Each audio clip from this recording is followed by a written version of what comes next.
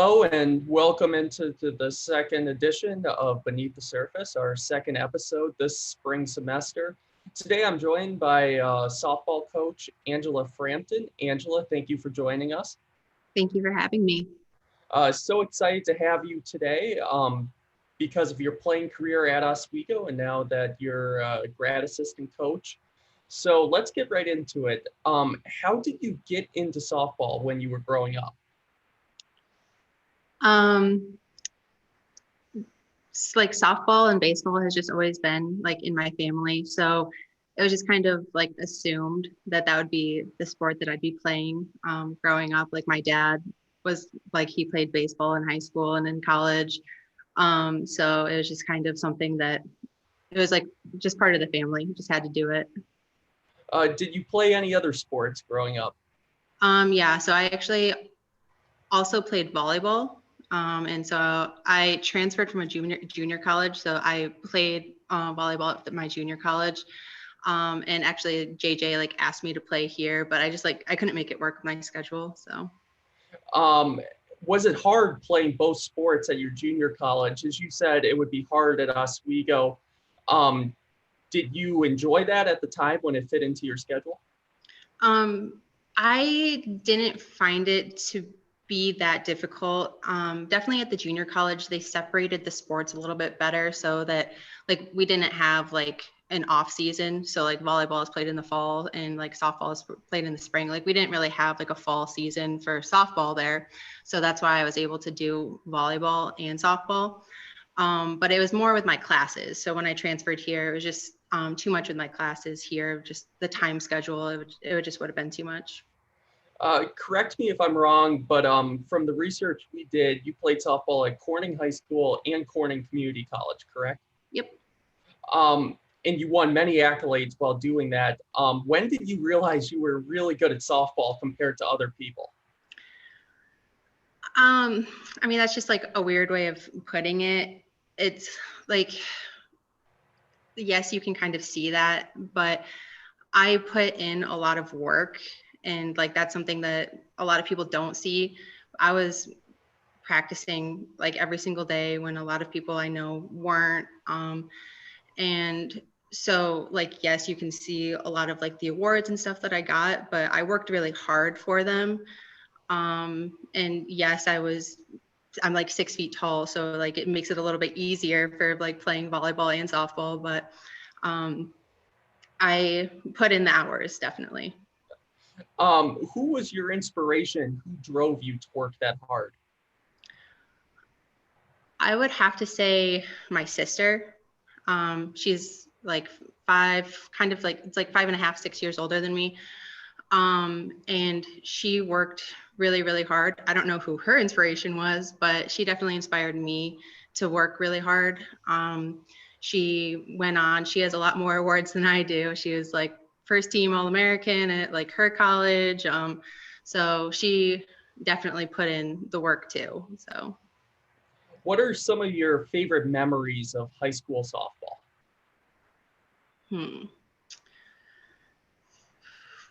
That's a good question. I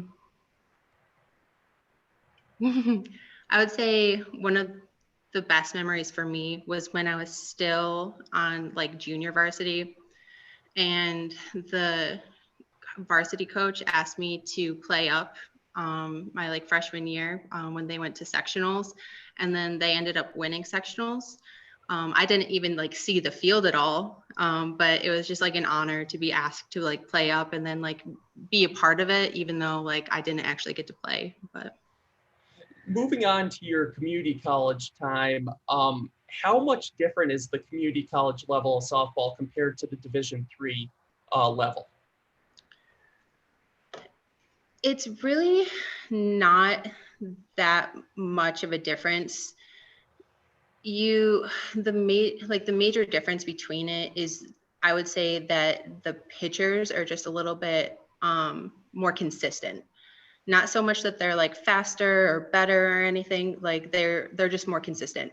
And you'll see that, I mean, I'm not the only one, like a lot of people will play junior college and then get pulled up and go somewhere else when they transfer. And it's a normal thing and they fit right in because it's not a huge change for them. Did you have a specific training program to develop your skills, especially at your older age, varsity, high school level, and community college level? I wouldn't specifically say that. However, when you train two different sports, so obviously volleyball and softball, or even three sports, a lot of people are three-sport athletes, you just become more rounded. You work different muscles that you wouldn't be working. So it's like with softball, like I'd basically only be using my arm the entire practice, but with like volleyball, you get like a lot of agility in and stuff like that, which is something that you don't necessarily work on that much with softball. So there's that. But I also got into like weightlifting and like CrossFit competitions like my senior year of high school, kind of like freshman year of college. And that definitely helped a lot. You were at all levels, you were an excellent pitcher and hitter. Did you pride yourself on that from a young age? Yeah. Like growing up, there's like rec leagues for like softball and stuff like that. And it was kind of one of those things like in my town, like growing up, like pretty much like it's kind of weird to say this, but like a lot of people like knew who I was just because I was involved in all of those like rec leagues and stuff like that. And I really like I was on like 3 different teams in the same season, and I would just like bounce between each of them. Like I was on like a rec league in like one area and then like in another one, and then I was like on a travel team and like school team. So it was definitely a lot to juggle, but like everyone knew who I was because I played in all those. I just loved to play at that point. So did juggling all of that help you prepare you for the student athlete collegiate life that you would experience during your college years? Definitely. Growing up like that was a lot to handle.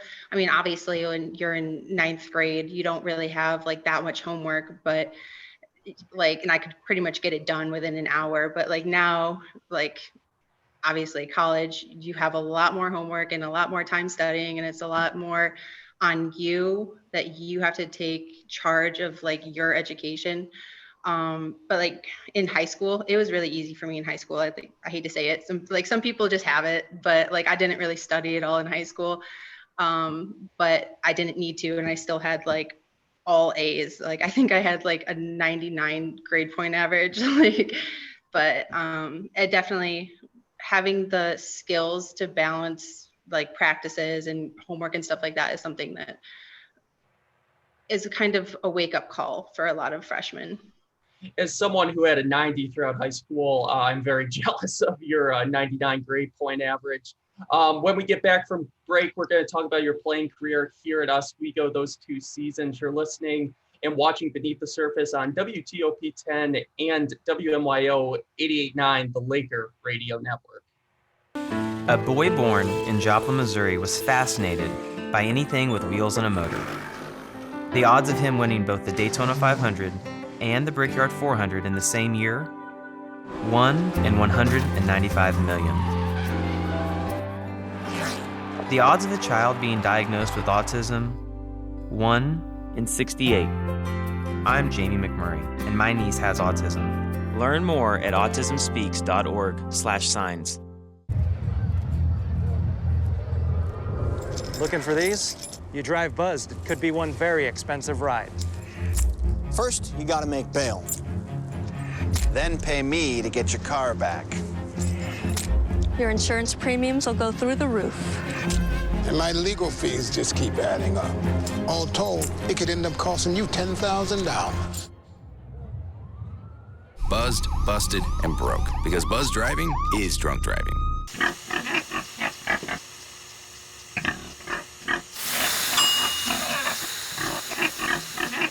Cook foods to the right temperature using a food thermometer. 3,000 Americans will die from food poisoning this year. Check your steps at foodsafety.gov.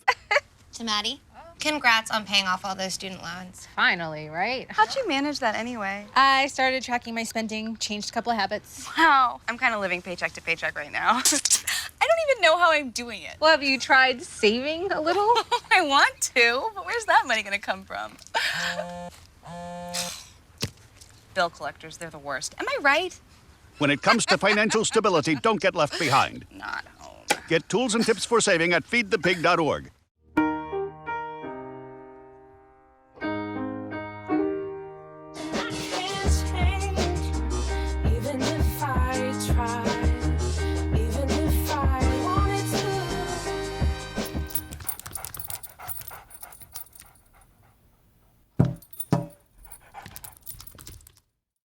And welcome back to Beneath the Surface on WTOP 10 and WNYO 88.9, the Laker Radio Network. Again, we're joined today by Angela Frampton, currently a grad assistant coach on the Oswego softball team. But you also had a great playing career after your community college days when you came to Oswego State, and you really led the team for both years you were here. What led you to joining the Oswego State softball team? So I try not to talk about this too much, but I was supposed to be going somewhere else. And so my recruiting plans kind of fell through. However, my catcher, Emily, she was already committed to come here.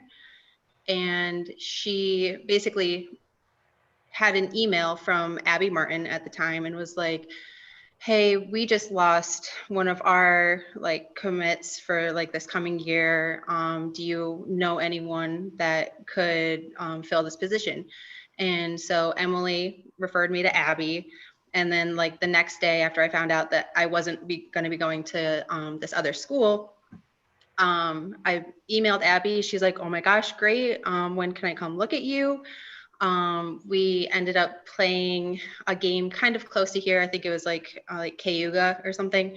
And so then Abby came and looked at me 2 days later, and she's like, all right, great. So when can we start this paperwork for you to start coming? And I was like, all right, sounds good.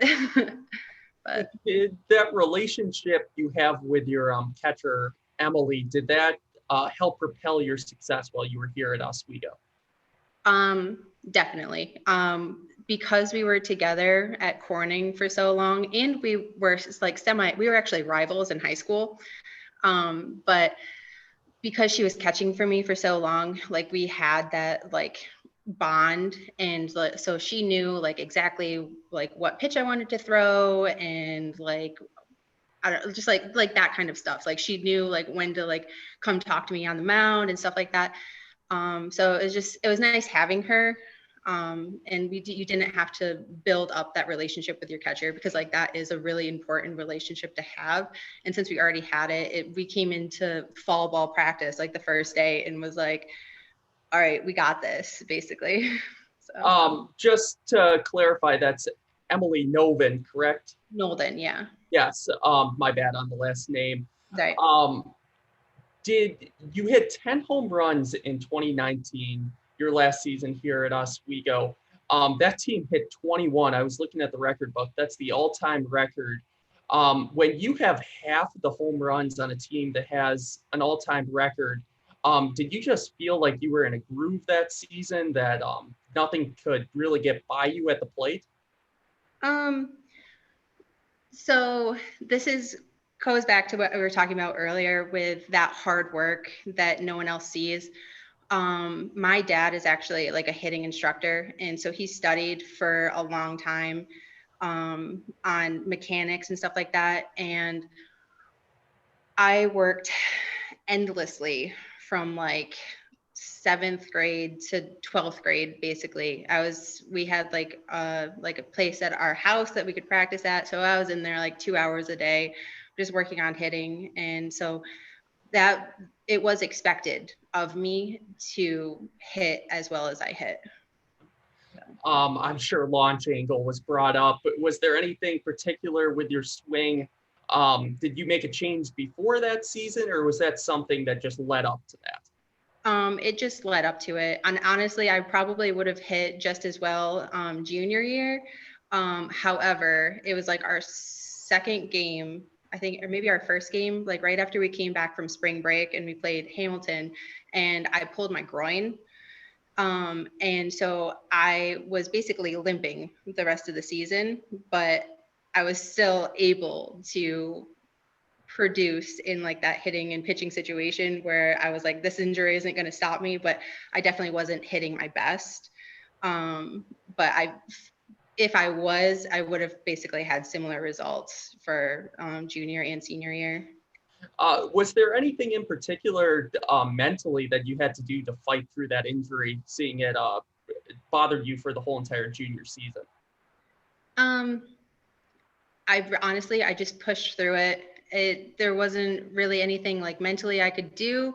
Basically, I was just like, it is what it is. We're just going to work with it. I don't know. I was like in the trainer's room, like every single day, like heating it, making sure it was like, okay, like trying to stretch it out and everything. But I mean, I've always been mentally tough. So that's the reason why I was able to play through the pain, I guess. But it is what it is, I guess. And I don't know, I made it work. It's never good when you become friends with the athletic trainer throughout a full season. No. You were a great hitter, but also a pitcher at the same time. What's more important to this Oswego State team, the Division III level, in your opinion? Honestly, both are very important to me.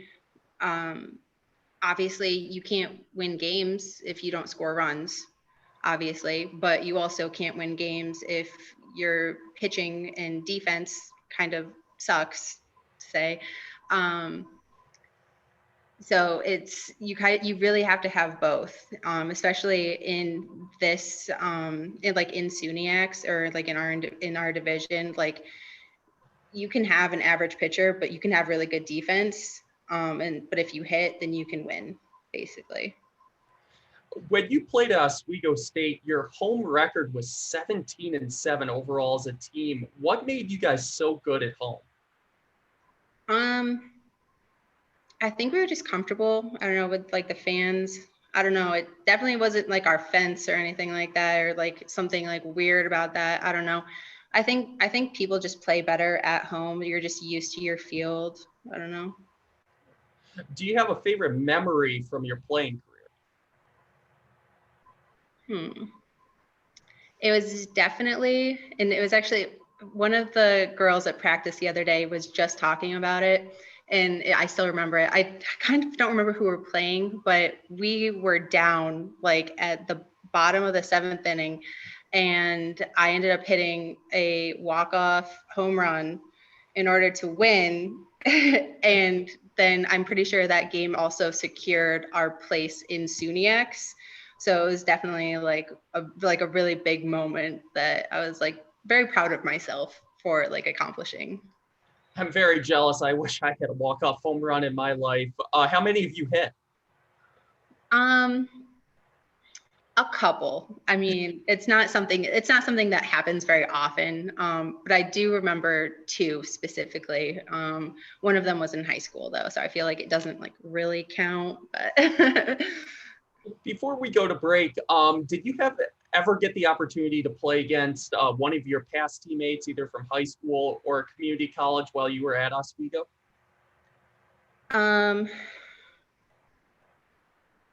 The only thing I can remember is there was another girl on Geneseo that she went to the same high school as my catcher, Emily. So it was just like another one of those rivals. But other than that, I don't specifically remember someone that I played against beforehand. We're going to take a quick break here. When we get back, we're going to talk about your current coaching position and what your future plans are. You're watching Beneath the Surface on WTOP 10 and listening simulcast on WMYO 89, the Laker Radio Network. The inherent right to work is one of the elemental privileges of a free people.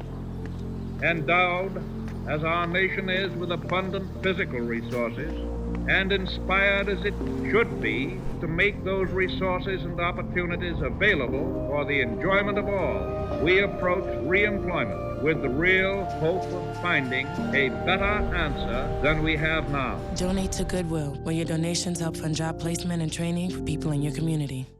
Life's taught me a lot, and I'm ready for more. Well, you're not the typical kind of candidate that I hire, but you are exactly what I'm looking for. Your company could be missing out on the candidates it needs most. Learn how to find a great pool of untapped talent at gradsoflife.org.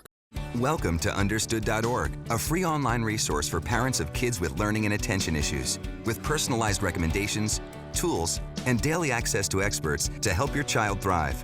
Understood.org, because understanding is everything. Pretty much a good day for me would be people leaving their hands off of me. I'm always called names. Everywhere that I go, there's always someone calling me names, calling me gay. I've been choked, thrown up against a wall, punched. Nobody's ever tried to help me.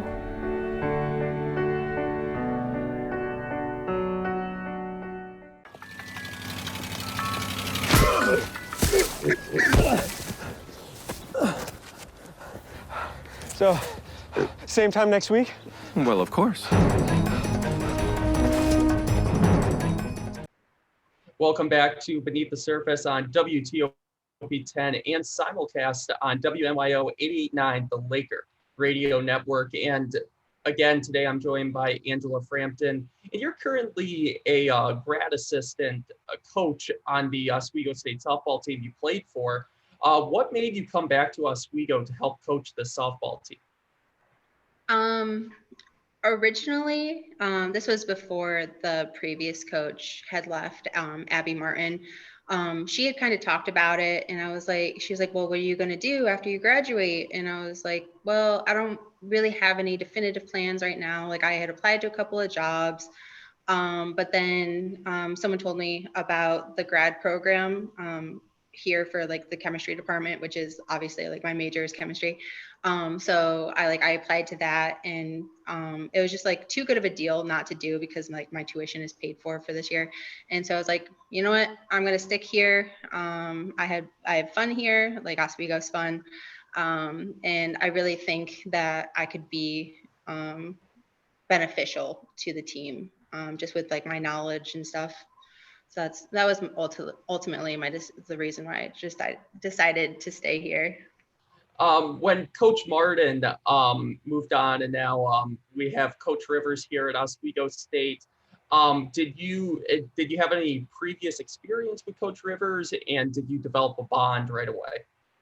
I did not have any like previous experience with Coach Rivers. Yes, we did like bond immediately. I walked into her office. It was like the week before classes started, last August. And I just talked about the knowledge that I have of like pitching and hitting. And she's like, okay, yeah, I want you to stay. And I was like, okay, awesome. So. With your current position with the group, what roles do you have with the coaching staff? What, during a practice, who are you working with, and how does that help the team out? I mean, so she technically hired me, I guess. It's a weird way to like phrase that, but she hired me as like the pitching and hitting coach. So at a regular practice, I'll be working with the pitchers, just making sure that they're throwing well. They need to do whatever they need to do to get ready for games and practices and stuff like that. And then I also work with the hitters, obviously, just helping them get better. And then I basically just do the things that Gabby needs me to do with all the other time that we have. So it's been 2 years since you played your last game here at Oswego State. Do you feel rusty, or can you still show up the underclassmen when you practice and help them out in practice? Oh, I definitely still show them up. I mean, it's not very often that like you get to like actually go do things. But like the other day, like we had like a scrimmage like between the like I don't know, split up the team in half, and then I just like filled in the outfield, and I was like, oh yeah, I still got this. Did your dad influence you into becoming a coach this year, seeing that he was a hitting instructor for so long and still is? Well, yes, but no. I had already been doing pitching lessons like at home. So that's obviously a coaching aspect. So like I already knew that I was capable of doing this. I knew that I could teach how to do things, how to throw pitches and stuff like that.